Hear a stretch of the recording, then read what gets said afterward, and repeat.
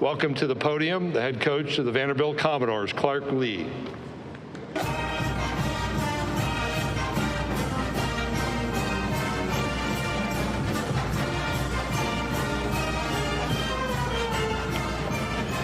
All right.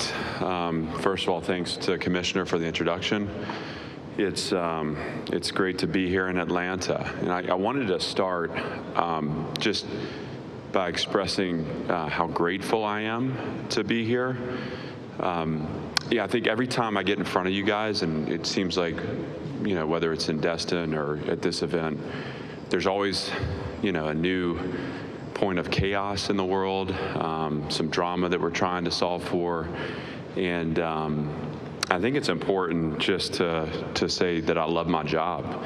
I can't imagine a more important time than right now to be a coach, to be responsible for the development of young people, and for me to be able to do that in the SEC, the best conference in the country. It's never been stronger.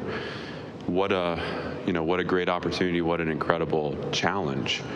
And I love my team. I think that's an important team. I love the team I get to coach.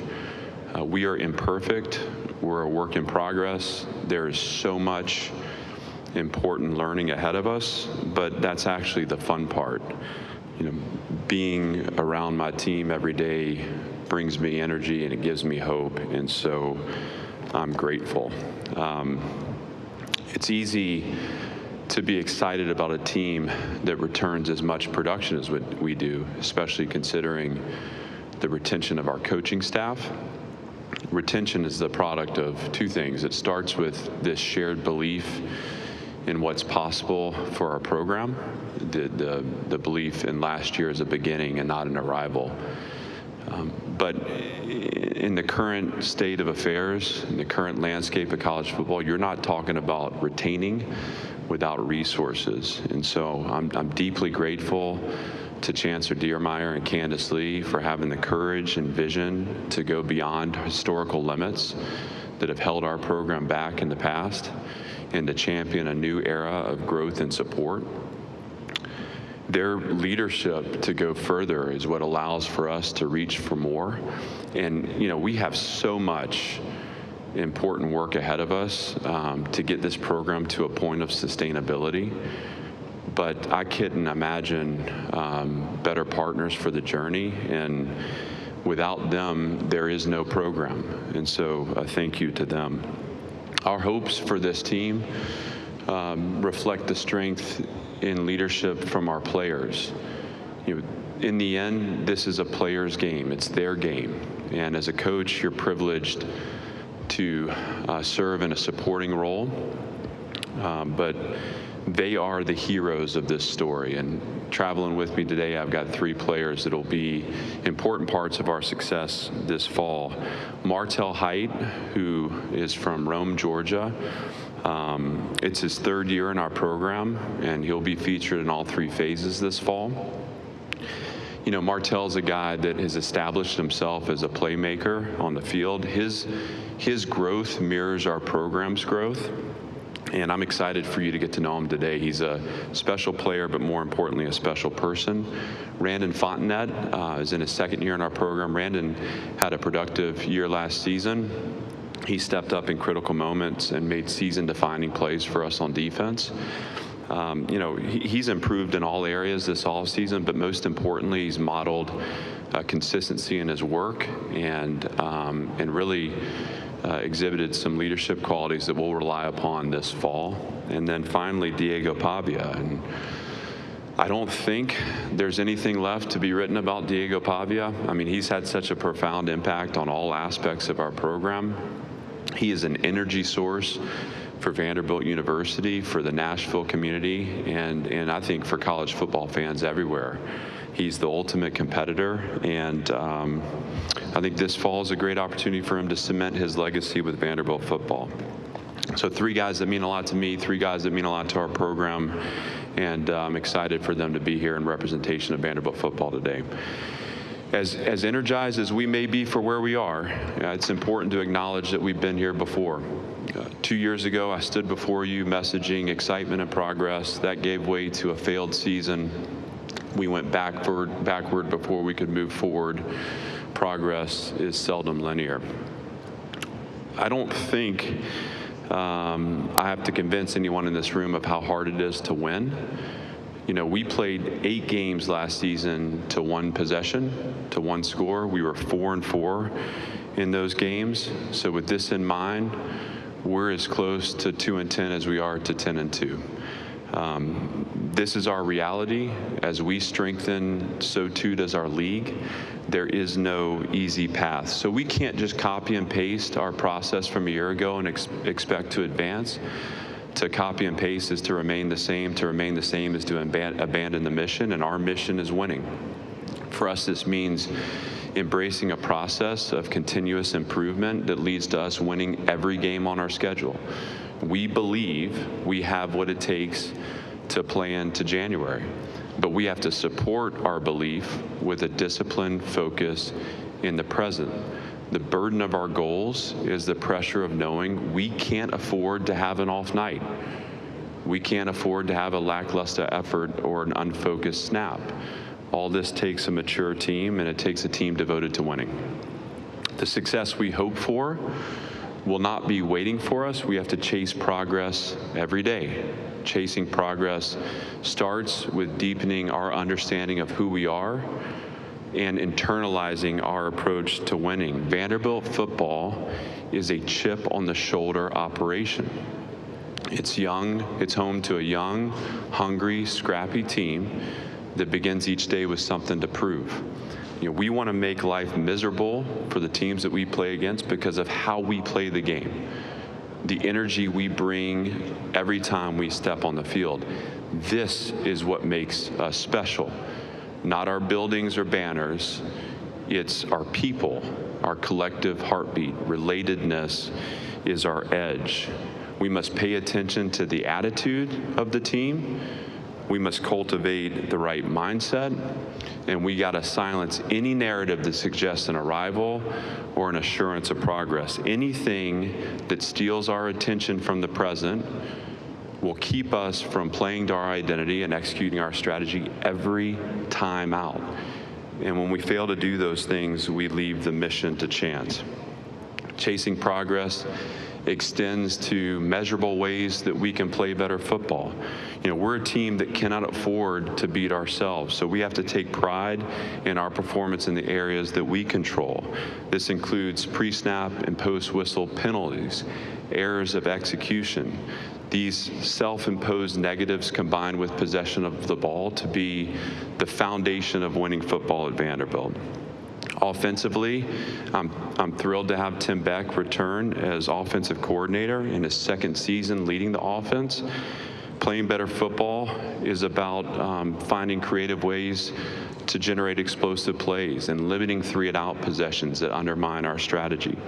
Defensively, Steve Gregory has assumed the role as defensive coordinator. Steve is a trusted partner, and his assuming that role gives me the opportunity to be a better head coach, while also collaborating seamlessly with our defensive staff and our defensive players every day. For us on defense, better football exists in improving 3rd down performance and generating more turnovers, both of which will allow our offense to possess the ball for more time. And then there's better football to be played on special teams, led by Jeff Lepak for the 2nd year. This is a critical margin for us to win. It's the bedrock of our complementary style of play, and any path into the postseason will be cut by the strength of our performance in this phase. Finally, we're chasing progress by focusing on ways to maintain high performance through a long and challenging season. We learned last year to win in November that we have to be better prepared mentally, physically, and emotionally. This starts with our approach to training and extends to our dedication outside the building. As a team, we must become harder to break. In this effort, we've called our players into a deeper commitment, asking that they allow the mission to shape all their choices, habits, and behaviors. Additionally, we bolstered depth on both sides of the line of scrimmage, because in the SEC, to win in November, you have to win up front. Ultimately, winning football is our focus. It sets the course for everything we do as a program, and chasing progress best positions us to reach mission success. What's simple to explain certainly will challenge us to our very core over the next 6 months. As we set our sights for more, we will not compromise on our commitment to develop the whole person. Holistic development is an important part of our program's DNA. This is about teaching responsibility, accountability, and shared ownership.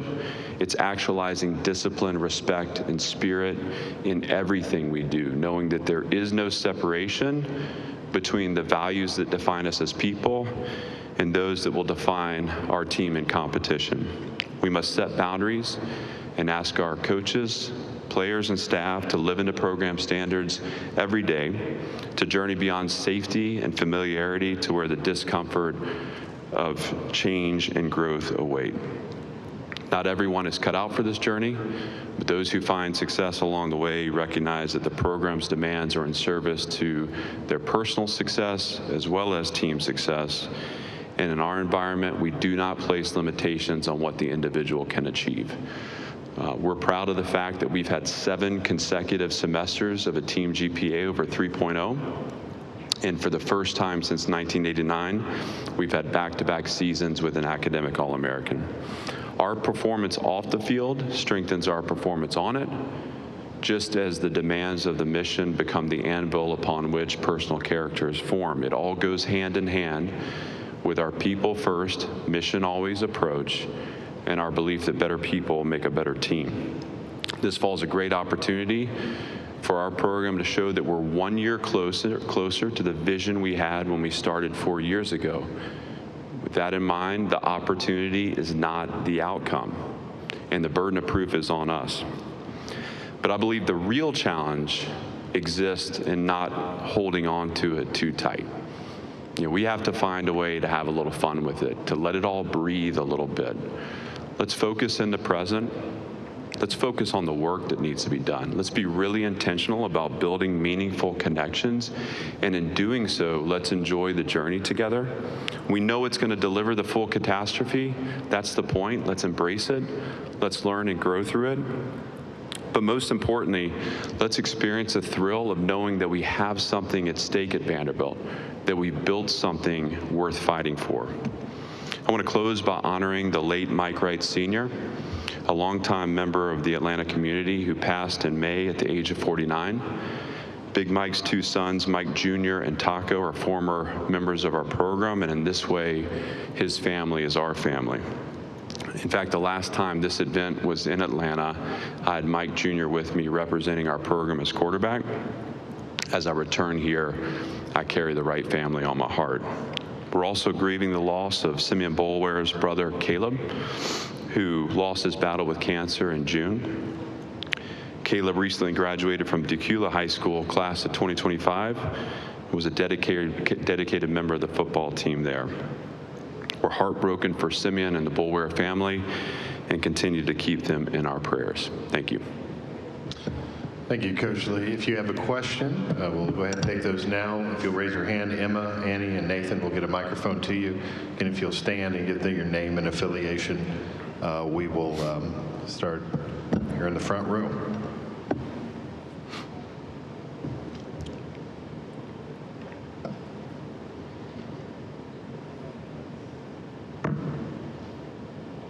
Good afternoon, Coach. My name is John Burrows with On Texas Football. Obviously, Vanderbilt's one of the top academic universities, not just in the SEC, but in the country. How much of a role does that play in your pitch to recruits, and does it seem to matter to them as much now in the NIL era as it used to? Well, I appreciate, first of all, I appreciate the recruiting plug. That's awesome. We're very proud. It matters. It matters. Does it move the needle right now as much as it did, 3 years ago? No, but I think we'll come back to it. I think what we're doing right now is there's this data set that's forming around the NIL era and what's driven decisions, and we're going to know a lot more about what this environment has produced in terms of people that are ready for the responsibilities in their 20s, 30s, 40s, and on. I think once we know more about that data set, the knowledge base of how important that education is, and I think specifically the environment, the program environment, I think we're going to see a return to significance of things that go beyond just dollar signs. So, the landscape shifted. Certainly, it's not nearly the impact that it used to be, and obviously that varies based on the recruit. I do think, just like all things, what flashes now doesn't always sustain. There will be a return to kind of those bedrock features that actually impact life over the long term. You're welcome. Coach, we'll go in the center aisle in front of me. Robert. Robert Sesson, the Bryan College Station Eagle. Coach, what did Stowers do last year to have the season he did, and what do you expect from him this year? Well, Eli, for anyone who knows him, first of all, he could easily be here representing our program. He's a stand-up human, first and foremost. His faith is so important to him. He's a spiritual leader in our locker room.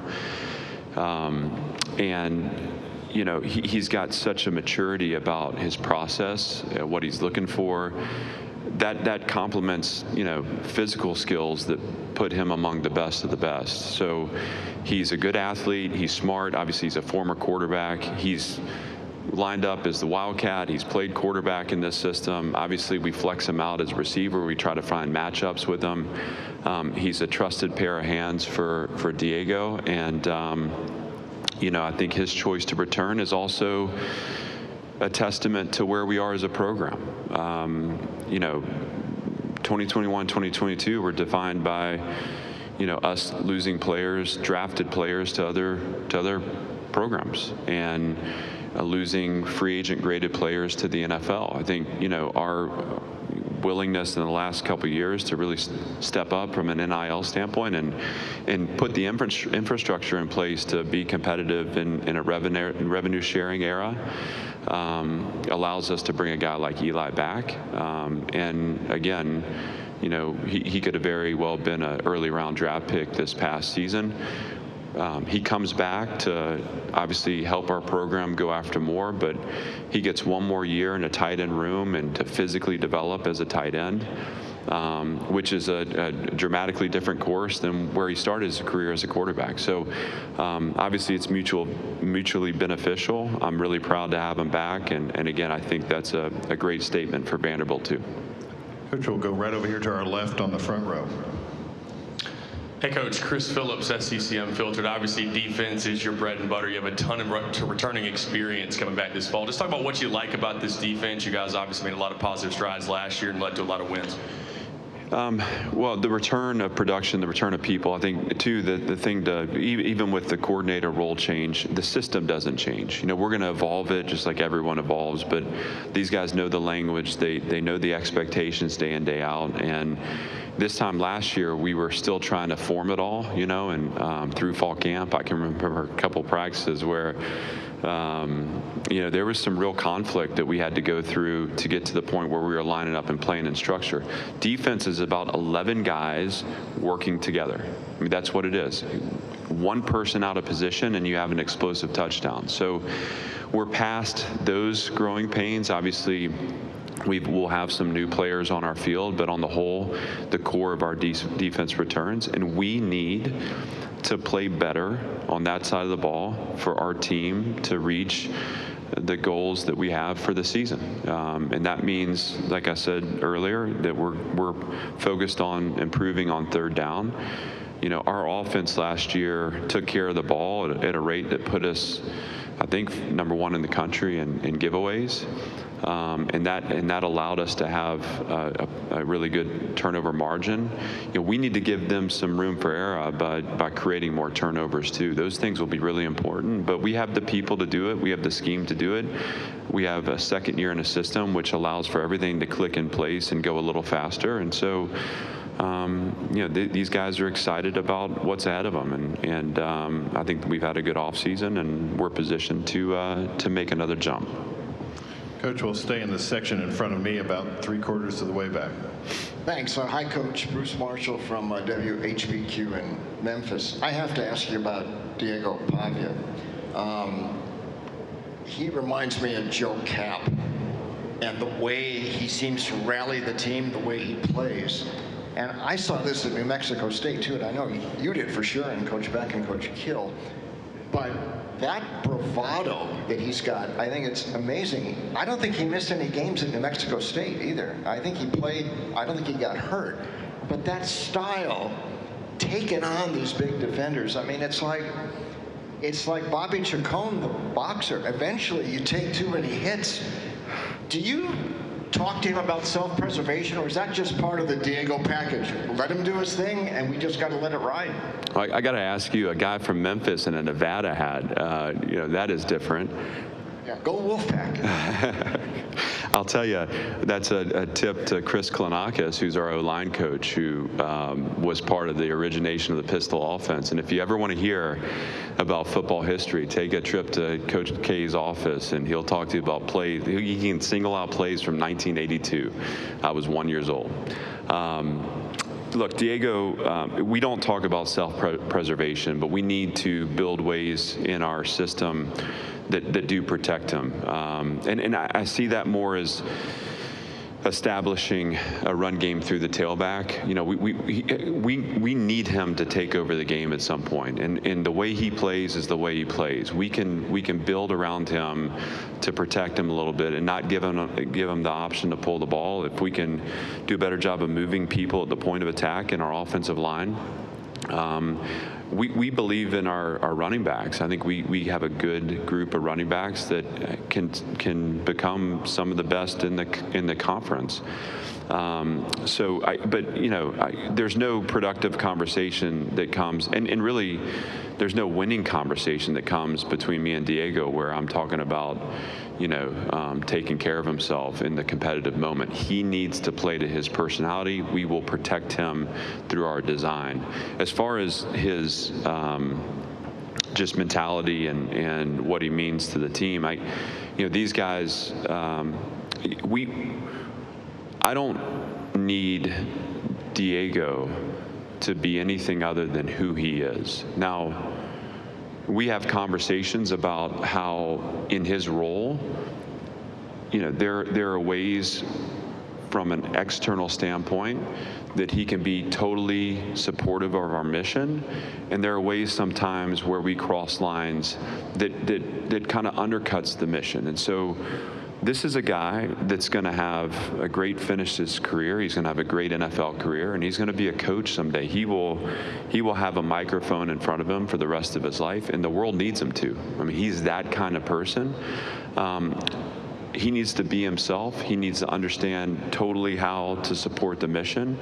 And when he is himself, it gives everyone in that locker room license to be themselves. There's one Diego Pavia, but we are a better team when every individual on this team brings their unique personality, brings their creative energy, and allows it to amplify in performance. And I think Diego's paved the way for that. And again, I'm just grateful to have him for another year and to spend some more time with him. Coach, we'll go to the back, to the right side of the room. Hey, Coach, I know you just, Noah Gross, KXAN in Austin. I know you just mentioned your running back room. You believe in them a lot. I wanted to ask about Cedric specifically, kind of the impact he has on your program and maybe how he fits so well with Diego. I think these first of all, I appreciate the question, and these questions about players from Texas, first of all, a testament to the quality of football played in Texas, also how important that state's been to us in building our program. Cedi's a player that he had to play early for us, and it's hard, especially in our league as a running back. I mean, it's hard to grind out yards in the SEC, and we've been developing in the offensive line too. But from the very first time we saw him carry the ball on our campus, we knew that he had physical traits, mental traits. He's got vision and balance, and he's strong through the middle of his body. He carries enough weight to be powerful. and he's athletic enough to hurdle a defender. I mean, he's shown all these things. And what's happened over the last couple seasons is you starting to see the game slow down for him. We've improved in our front, and we believe there's opportunities for him and the rest of the running backs to establish themselves as featured players in our league. But I'm proud of Seti. He's someone that I've always enjoyed. I recruited he and his family into our program, and so there's a baseline relationship there. But I think some of our best moments have been opportunities for me to challenge him in front of the team or challenge him in a one-on-one setting where he's always responded. And I'm happy for him, and I'm looking forward to watching him build on all the progress he's made this fall. And we have time for a couple more. We'll go all the way to the back in the section in front of me. Coach Ron Brown, SEC Sideline Sports Network. Last year in Dallas, you said every player in the football building had signed up for what y'all believed in culture-wise. First test, Virginia Tech game, y'all were winning, then you weren't. A lot of people, here they go again. Do you subscribe to you can't have a new reality with an old mentality? You are a gentleman scholar from MBA. Shout out to you. Thank you. I'm a Christian Brothers guy. But okay. Y'all started winning those games, and the Texas one was close. Missouri was close. What's the carryover for this year? Well, there's proof of concept. You don't get to proof of concept without having belief. Our team had belief. I think I don't want to use the word expectation, but these guys know how to win. Listen, there are games last year where we lost, and we proved that we weren't ready to play to a level of consistency that would allow us to go further in our season. But that Virginia Tech game was important for all the reasons you mentioned, and yet it was exciting, but from my vantage point, it was a little too exciting. I could have done without the waves. We needed it because it allowed us to purge our system, to actually step into action, right? What happens when you aren't mentally capable or mentally aligned to winning is, in those moments, you start trying to predict or project where the game's going rather than just stepping into action that needs to happen to take it where you want it to go. And I learned pretty quickly at Vanderbilt just how damaged we were mentally. And I would say that's probably been the hardest part of this build is draining the program of that attitude, also shifting the ancillary aspects of our program from a losing approach to a winning approach. I mean, that's taken time, but I think at this point we can confidently say, hey, our expectation is to win. We know that winning isn't easy. We know that there are going to be ups and downs. The way we impact the outcome is to focus in the moment. And we have proof of concept that when we did those things a year ago, we were able to come out on top. Okay, we'll take one final question right here in the center aisle. Hey, Coach. Emily Grace McWhorter from the Next Round. From year one coaching at Vanderbilt until now, how have you had to evolve personally to allow for the success that we're seeing? How much time do we have? We got an hour and a half here. I think it's easy to look back and judge, who I was 4 years ago, what I was doing, what I didn't know about the job and all it entailed.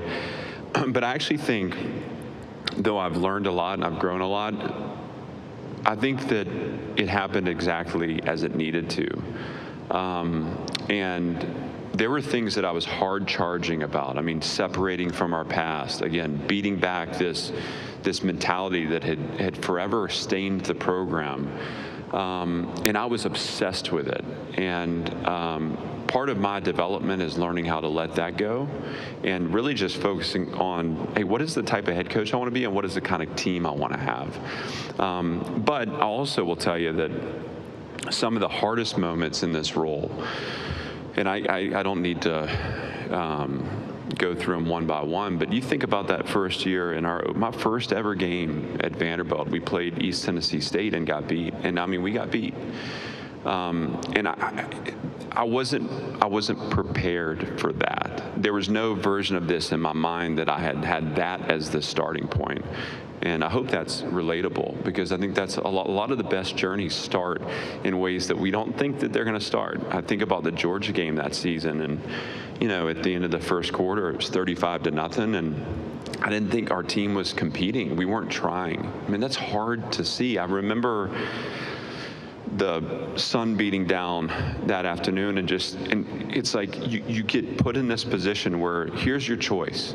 Are you going to coach the team, or are you going to blame the team? That's what you have to choose. And I wish for everyone to experience that in life, because that's when you define who you are as a person. Well, you get on a knee, you coach the team, and got it 35-0 in the first quarter, 62-0. It could have been a lot worse, And so I think all of that was beating back my ego, and really it was a way of me learning that it's not about me, that ultimately I'm here in service of something. And also, that without that, I don't know that I could appreciate these breakthrough moments that we're having now. It all fits together. So you can't only take the good and throw away the bad. It's like that's when I say full catastrophe, that's what I mean. So I appreciate the question. Obviously, I'm spending time on it. I think my growth has been both the awareness that I'm not good enough to do it on my own, the beating back of my own ego so that I can be in better service of our team, and learning how to celebrate the breakthrough moments, because for as good as you can feel in one day, there's an equal and opposite to that. We've done enough learning. I think our team would agree that we're ready to move past that. Yeah, it's been a great journey for me, and it makes me excited for the growth that awaits me moving forward. Thanks for that question. Coach Lee, thank you for this time. Thanks.